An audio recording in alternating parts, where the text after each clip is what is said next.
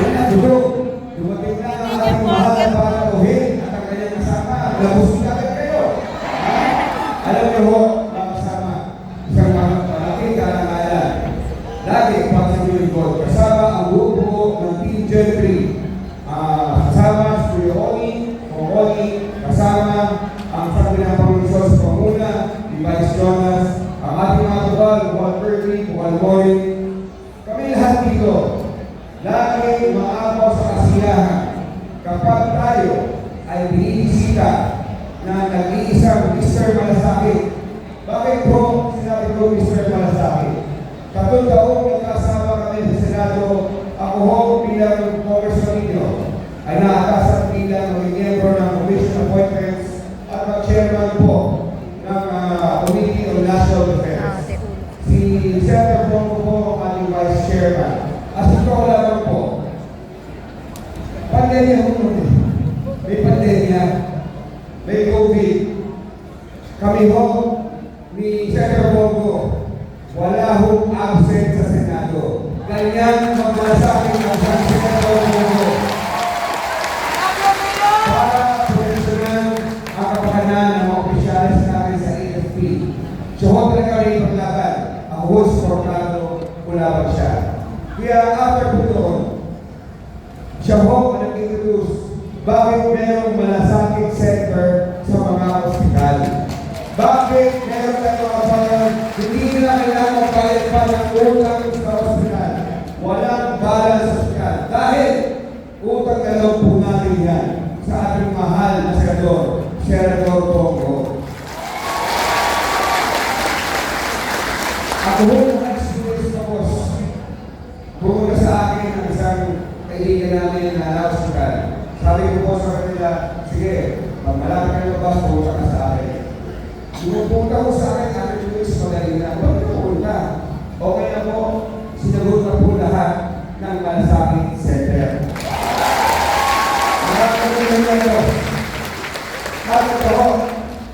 Totoo lang na, ilang beses ako nakabalik sa akin sa Senator Bongo. Ngayon ko lang na, hindi mo lang siya inaabala. Dahil, alam natin ko sa kahit ko siyang gusto makilungan. Dahil dito po sa Jatias, pumunta hindi ang sa Senator Bongo. Si Senator natin, number 1 yan, dito, sa darating na ito.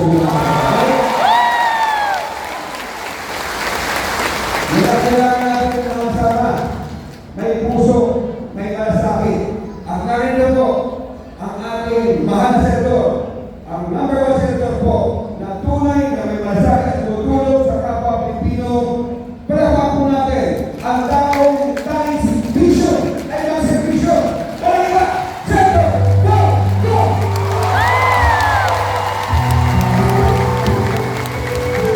Senator Bongo, ang tanging piso ay... Kaya naman! Magandang tanghali sa inyo lahat. Mag-bongo kayo. Una-una, Mayor, mawalang galang na po. Tagal na kami magkasama ni Mayor John Don, Congressman pa siya sa 18th Congress. Alam niyo, mapait ko itong tao mo ito. Nararamdaman ko yung isang tao na nagmamahal at nagmamalasakit rin po sa kapwa Pilipino. Kaya hindi po ako nagugulat kung gaano po siya kamahal dito sa General Trias. Congressman siya, naging mayor po uli. Ating masipag. Talaga, nagtatrabaho po ito, pareho kami. Perfect attendance mo yun, kahit na COVID, wala kaming pinipiling araw. Basta makapag-servisyo po sa ating mga kababayan. Pareho kami ng mission nito. Ang mission namin, mag-servisyo po sa inyo mga. Ngayon, mawalang na po. Marami kong narinig kanina. Marami rin papasalamat. Salamat sa Senator Bongo sa mga tulong. Salamat sa Senator Bongo sa mga programa. Malasakit, sa mga super health center. Sa totoo lang po, huwag ko kayo magpasalamat sa akin. Ako po ang dapat magpasalamat sa inyo dahil ako po isang probinsyano lamang na binigyan niyo po ng pagkakataon na makapag-servisyo sa inyo. Maraming salamat po sa inyo lahat. Hindi ko po sasayangin ang tiwalang ko para sa Pilipino sa abot ng aking makakaya. Yan po ang pwede kong i-alay sa inyo ang aking kasipagan. Wala akong pinipiling araw. Lunes hanggang Linggo, magsiservisyo ako sa inyo. Paborito ko nga yung Linggo kasi Linggo. Narinig ko kanina, may Bisaya dito. Ako po isang batang, kapitbahay niyo ako. Ako po isang batang genyo, taga-Tanawan, Tesoro. Laking Mindanao po ko, nakapag-aaral po ako ng Manila ng 10 taon. Kaya hindi po ako bago sa inyo at ako po'y adapted sa ng Calabarzon. Ituring niyo po ako na parang inyong kapatid. Matanggihan niyo ako. Sino mga taga-Mindanao dito? May taga-Mindanao? Yan. Sino mga taga-Luzon? Cavite? Tagalog? Yun. Tagalog. Sino taga-Bisaya sa inyo? Bisaya. Sabi ko, mga Bisaya. Sino mga Bulanon? Bulanon, meron yan. Ayun, Matsu, Buto. Sino mga Ilonggo? Oy, hindi na pa rin dito ka na eh. Kanan tayo dahil ang tawag sa Ilonggo, ang pangalan ko, Bongo. Waray. Oy, Andre, may mata. Nagdala sa lahat dito. Anyway,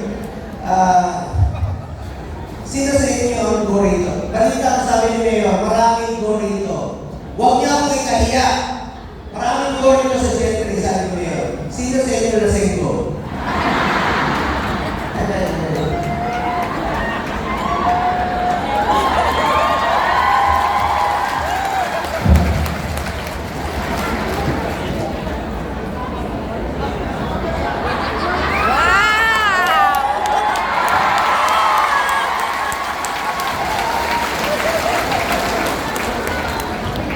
Bigyan ko ng pamilya ng Alfonso.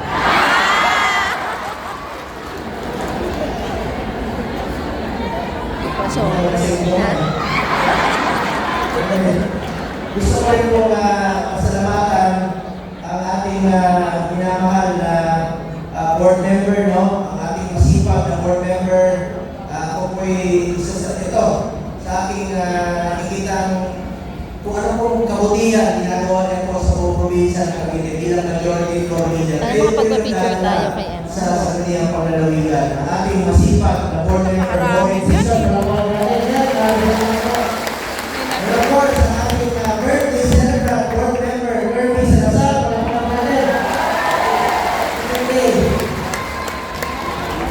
at ang ating Vice Mayor, Jonas Lin, Nabugay,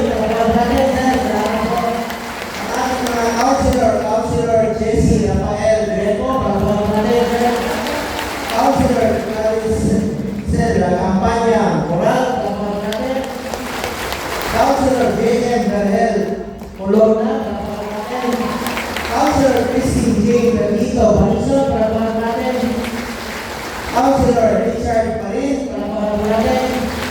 Councilor Renato Granados, Senator Councilor. Ito mga kulisya natin dito, masisipag po ito at mahal po ng ating mga kababayan. And of course, Councilor Felix Greco, para po natin. Councilor Benson Rosales Jr., para po natin. Councilor Alfred G, para po natin.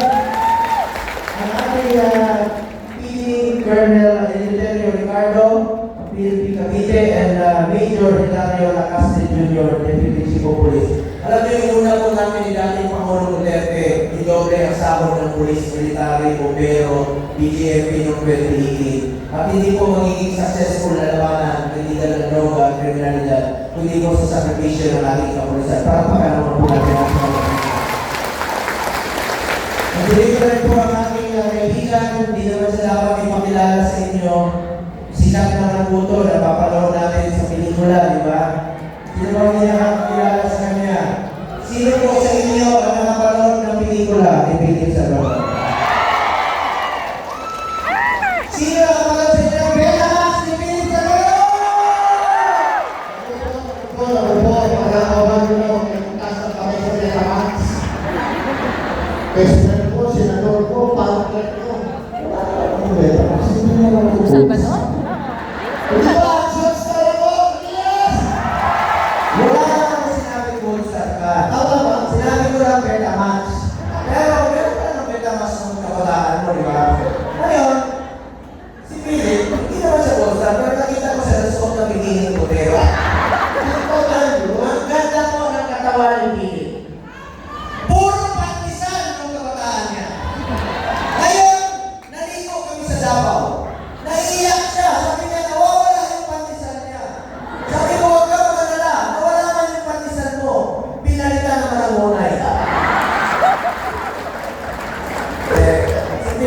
Senador. Parati po yan sa Davao. Gusto niya gawing pelikula ang buhay ni former mayor, former President Duterte. Totoo po yun. Pero hindi niya napilit. Sa kakabalik niya, sa kakapilit niya, sa kakabalik niya ng Davao, nakapag-iwan siya ng 4 na anak sa Davao. Kayo naman. Naniniwala naman kayo magagawa ng mukha nito yun. Kaya nakikiusap po ako sa inyo. Sa lahat ng magaganda dito sa Saan Chile, para namin? please lang po, lumayo kayo kay Pizza. Ayaw ko na po madagdagan ang kanyang Prenday Ural. Ay, naapat na yung pwede. Oo, lagi. Then, kapay po yung sa pilit. Idol ko po yan sa pelikula. Thank you. Ngunit hindi sa totoong buhay. Lagi mo naman. Ang dami mong anak. Napanood niyo yung pelikula niya? Boy Negro! Aquan! Commander Dante! Lucio Margalio! Father Manuel, pinuntahan pa namin sa Kalinga yung lugar na yun. Alam niyo, pawang mga true to life story yan. Pero, ni isa sa mga yan, hindi tuma sa pagkatao ni Pilipinas. Ay, hindi ka, naiintindihan ko. Ngayon, naiintindihan ko sa senador. Kasi true to life story. Pero akong ginagawa para na totoo ka ng totoo tao. Hindi ka naman magtutugma sa pagkatao. Tama, agree ako. Agree. Totoo po yun. Pero meron na isang pelikula na bagay sa pagkatao mo. Hulaan niyo, may premyo kayo. Pelikula ko. Ano yan? Tama, tama. Yun talaga. Ikaw naman mo. Ikaw mo ba? Wala ko na alam. Sira na mo na naman. Sino mo? Bakit pelikula yung parang? Ang galing mo naman. Oh, ayan po. May pelikula.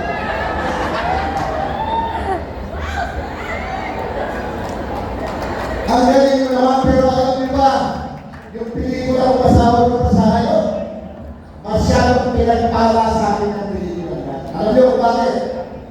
Nanalo po akong box office king para sa pelikula ng kasama ko. Nanalo rin po ang director ko na best director at nanalo rin po yan ang best picture at nanalo pa rin po ako ng best actor para sa pelikula. Pinagpala ako. Alam niyo, magaling na. Ngayon, magaling na ako si Philip. Good, thank you. Kaya na kayong paiyakin sa pelikula. Thank you. Salamat. Kaya na kayong patawarin sa pelikula. Salamat, best friend. At kaya niyo manloko sa totoong buhay.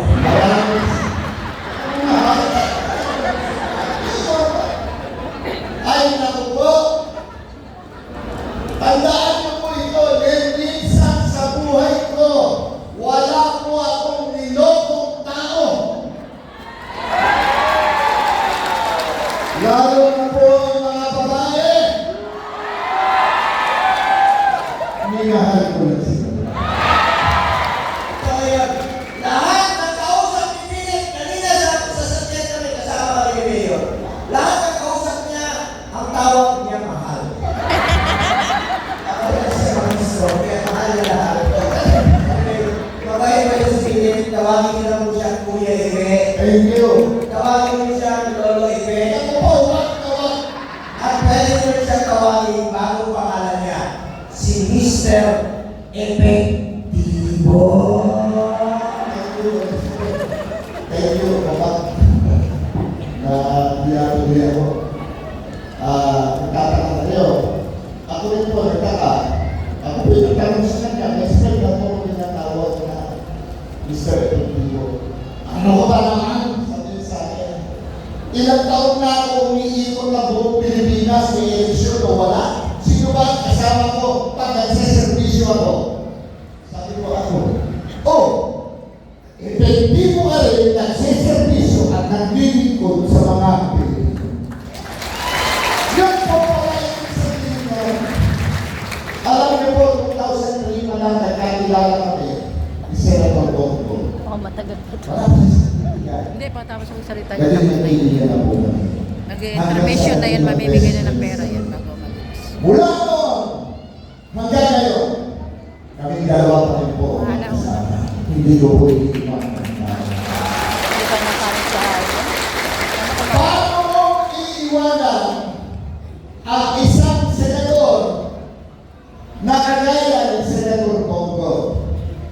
Pagmamalasakit sa Pilipino, nararamdaman ng taong bayan. Bisyo niya ang magserbisyo, nararamdaman ng taong bayan. Naaawat ng taong bayan. At nakikita siya, nayayakap siya, kagaya ng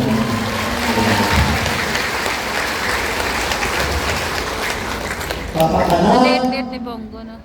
ng Pilipino, lalo na pinakamahirap na hirap, ang dapat unahin. Yan po ang ginagawa ni Mr. Malasaki, Senator. Marami po akong natutunan sa kanya. Kagaya po ito, nagseservisyo. Sa kanya po talaga nakikita yung walang kaartihan. Sa kanya talaga, una, pinakamahirap na yun. Kaya nga po kayo nagkaroon ng malasakit center dahil sa kanya.